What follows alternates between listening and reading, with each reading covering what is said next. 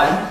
Nandito kami para pahalalahanan kayo tungkol sa netiquette at cyberbullying awareness. Yes, partner. Kasi online man o offline, respeto pa rin ang mahalaga.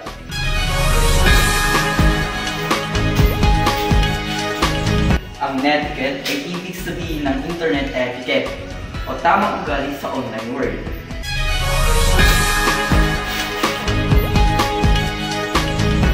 Simple lang yan.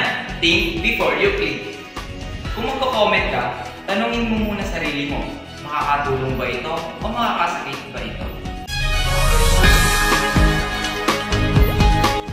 Iwasan ng spam, fake news at offensive posts. Uy! At kapag may hindi ka nagustuhan sa internet, you can still disagree respectfully.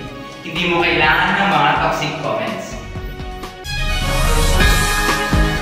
Alam mo, minsan, isang comment lang nakakasakit na, kahit alam mong joke lang to.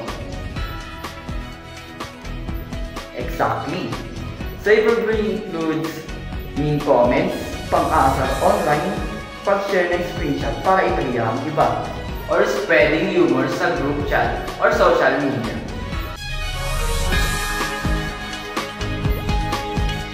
tandaan, hindi mo alam ang pinagdadaanan ng iba. Kaya, huwag maging dahilan ng sakit nila. Kung nabubuli ka sa online o may nakikita kang nabubuli, speak up.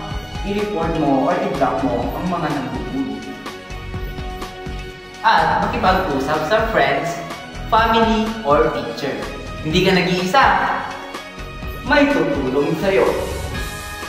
Tandaan, sa online world, Respect is always trending. And kindness is free. Spread it! Bye!